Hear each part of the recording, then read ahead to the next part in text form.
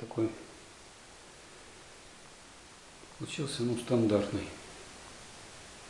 Дрова единственное, что сыроватые и смоляные, поэтому стекло чуть-чуть коптится.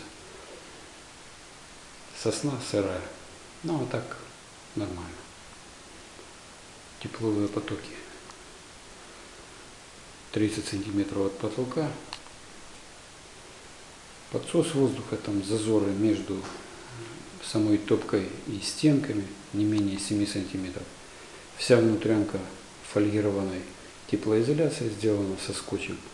Ну и перекрытие, вверху там декомпрессионная камера, которая от потолка там, сантиметров 20 защищает это все.